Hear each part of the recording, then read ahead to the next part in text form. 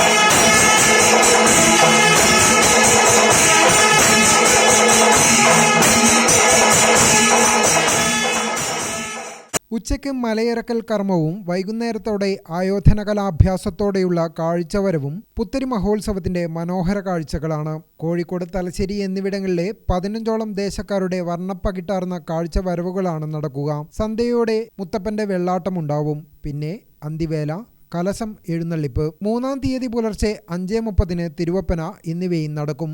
December 6 കലശാട്ടത്തോടെയാണ് Mahotsavam സമാപിക്കുക. Gramika news, Kannur.